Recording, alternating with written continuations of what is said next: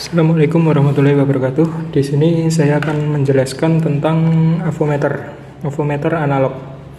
Ini adalah probe, ini dinamakan probe avometer atau kabelnya yang digunakan untuk mengukur berwarna merah dan hitam. Untuk ditancapkan di sini.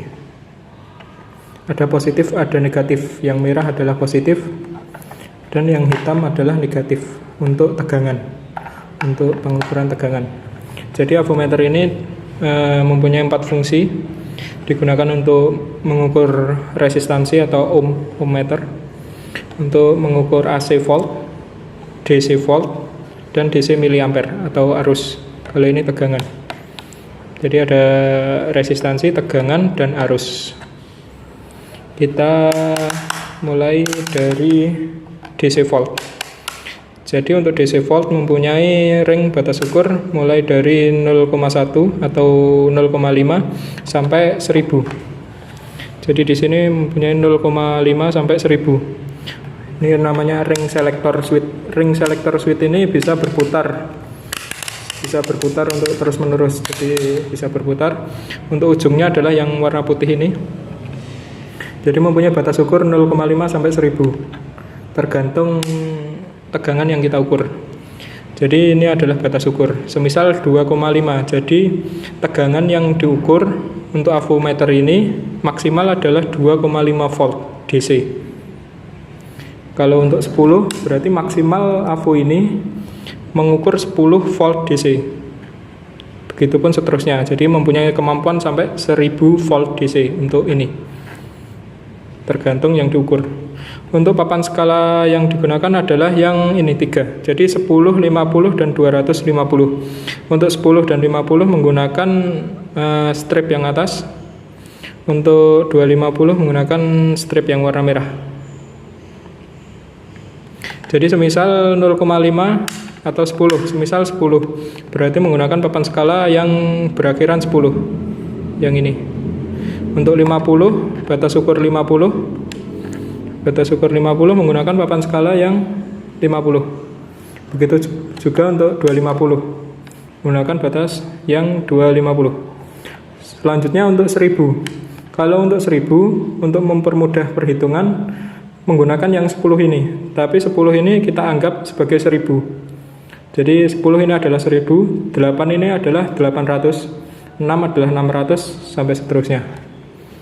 Begitu. Untuk 0,5 menggunakan yang 50.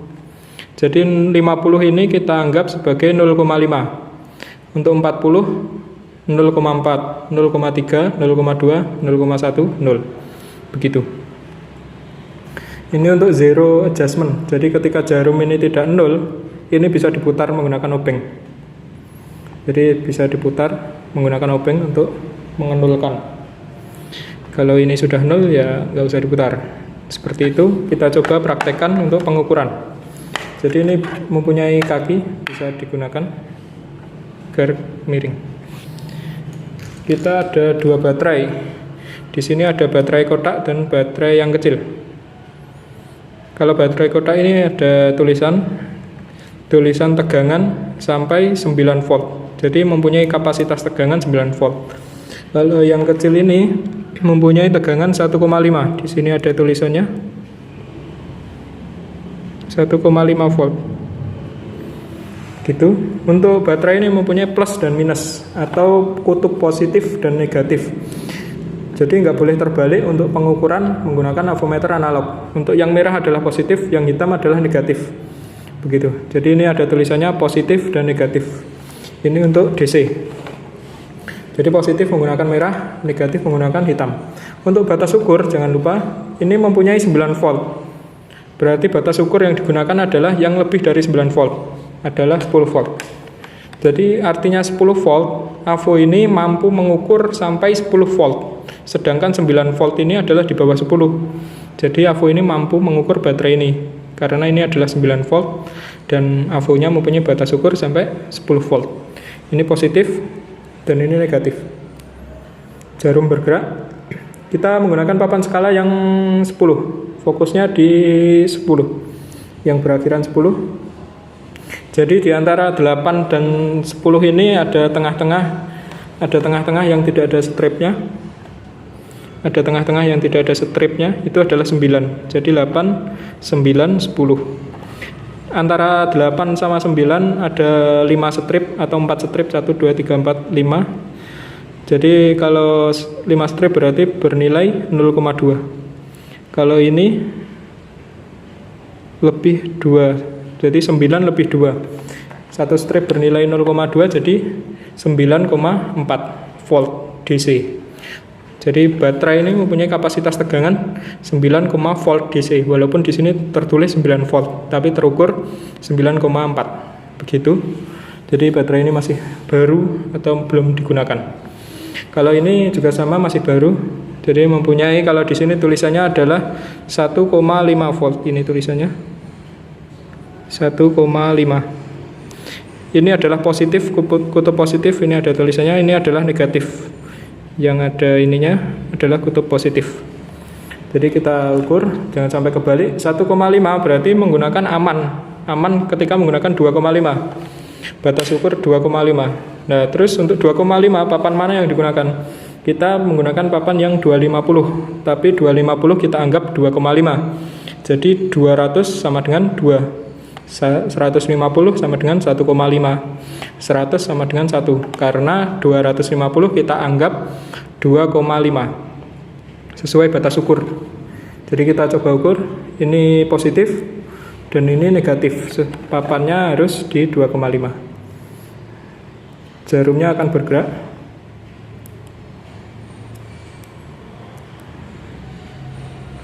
Ya, jarum bergerak di 150 lebih 2 strip.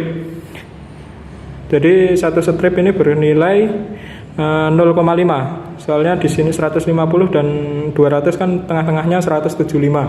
Berarti ada 25 nilainya. Berarti 0,5. Ketika ini 2,5, berarti di sini 0,05. Berarti ketika ini adalah nilainya 1,5, berarti kalau lebih 2 strip berarti 1,6. Begitu. Dan begitupun seterusnya jika memiliki aki atau aki motor atau mobil. Kalau aki mempunyai tegangan 12 volt. Jadi amannya menggunakan 50 karena 10. Karena kalau aki 12 kan, kalau menggunakan 10 berarti AVO ini nggak mampu. Mampunya di 50. Jadi AVO ini mampu sampai 1000 volt. Begitupun juga untuk AC. Untuk AC juga sama, yang digunakan papannya 10, 50, 250. Jadi di sini ada 10, ini batas ukurnya. Ada 10, ini ACV tulisannya, ACV 10, 50, 250, 1000. Untuk 10 menggunakan papan skala 10.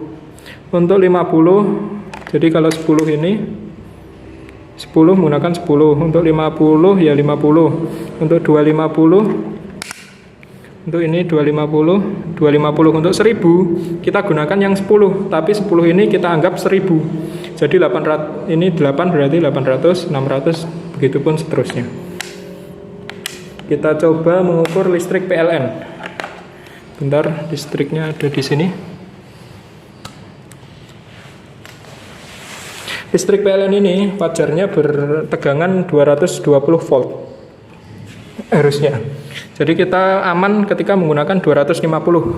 Soalnya AVO ini mampu sampai 250. Berarti kalau kita menggunakan ini, berarti ini 220. Berarti kita coba. Untuk AC adalah listrik bolak-balik atau tidak mempunyai kutub positif dan negatif. Jadi ketika kalian mengukur bolak-balik sama. Gitu. Ini jarum bergerak. Fokus kita 250 berarti menggunakan 250. Jarum di antara 200 dan 500, di tengah-tengah berarti 225. Kurang lebih seperti itu. 225 volt AC. Karena listrik PLN adalah AC. Selanjutnya fungsi avometer, ohmmeter. Atau ini simbolnya ohm. Jadi simbolnya ohm. Ohmmeter menggunakan papan skala yang paling atas. Perbedaannya, papan skala yang paling atas ini nolnya berada di sebelah sini, sebelah kanan. Nah ini nolnya, yang lain adalah di sebelah sana. Jadi untuk ohmmeter ini ada yang dinamakan kalibrasi. Kalibrasi itu mengenulkan. Contohnya seperti ini. Kita gabungkan antara probe positif dan negatif, kita gabungkan sebentar. Jadi kita gabungkan seperti ini. Nah, dia lebih atau tidak nol. Ini diputar. Ini namanya zero ohm adjustment. 0 ohm adjustment, ADC adjustment. Jadi untuk mengadjust ini. Jadi ketika diputar, ini bisa diatur sampai jarum benar-benar nol sambil ini disatukan. Ketika sudah nol bisa digunakan untuk mengukur. Seperti itu. Jadi ketika kalian menggunakan kali 10, ini akan tidak nol lagi, soalnya berbeda. Nah, jadi setiap perkalian di sini harus dinolkan terlebih dahulu atau dikalibrasi terlebih dahulu. Jadi ini harus dinolkan. Seperti ini. Lalu digunakan untuk mengukur. Mengukur bisa hambatan. Jadi di sini ada beberapa hambatan, kita coba untuk ukur. Di sini ada 2, ini 4 gelang. Sebenarnya resistor ini bisa dibaca dari gelang warnanya. Kalau ini kan kuning, ungu, orange, emas. Ada 4 gelang. Kuning adalah 4, ungu adalah 7, orange adalah 3. Jadi 47 kilo ohm. 47 kita coba kita menggunakan kali 1K. Kalau menggunakan 1K berarti di sini harusnya di antara sini 47 kilo ohm. Kita coba. Jangan lupa dikalibrasi atau dinolkan. Kurang sedikit. Nah, jadi setiap pengukuran resistor harus dikalibrasi atau dinolkan menggunakan zero adjustment ini dengan cara menggabungkan kutub positif dan negatif. Begitu kita ukur.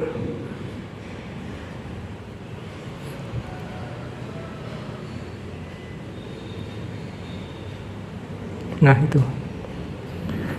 Jadi antara 30 dan 50 ada 40. 40 ada 5 strip. 1, 2, 3, 4, 5. Jadi satu stripnya bernilai 2. 40 bernilai, ya benar 2. Berarti kalau ini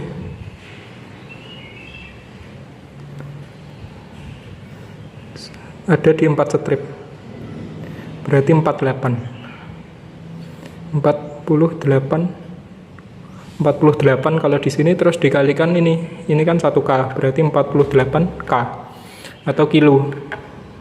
Begitu. Kalau 100 berarti dikalikan. Ini namanya pengali.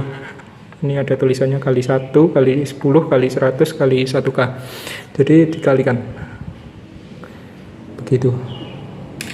Selanjutnya ini adalah buzzer. Buzzer adalah untuk mengecek ketika putus. Kalau ini digabung akan bunyi. Jadi akan bunyi avonya.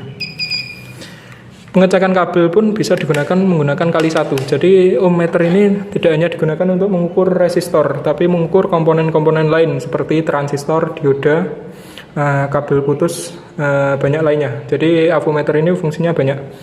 Untuk komponen rata-rata menggunakan ini ohmmeter, tidak hanya resistor.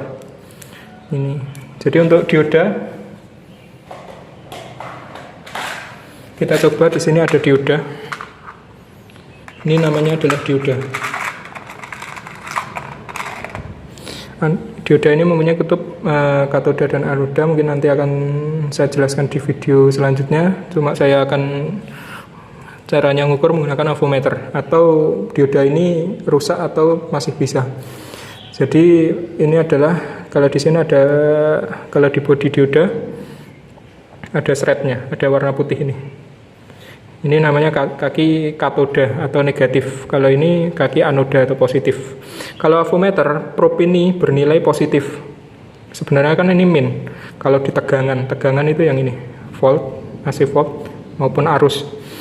Nah, kalau di ohmmeter ini bernilai positif karena di dalam avo ini ada baterainya. Jadi ada baterainya, ini bernilai positif, mempunyai tegangan positif. Kalau ini negatif. Jadi dioda ini bisa diukur, ini anoda, ini katoda, berarti ini negatif, gini, ini diarahkan ke katoda, ini diarahkan ke yang positif, jarum harus bergerak. Nah, terus dibalik, kalau dibalik tidak bergerak itu diodanya masih bisa, kalau dia bergerak berarti diodanya rusak. Nah, ini tidak bergerak, jarumnya tidak bergerak, berarti diodanya ini masih baik atau masih bisa digunakan. Soalnya dioda harusnya mengalirkan satu arah, tidak mengalirkan kedua arah. Seperti itu. Pertanyaan bisa diajukan di kolom komentar. Kurang lebihnya mohon maaf. Wassalamualaikum warahmatullahi wabarakatuh.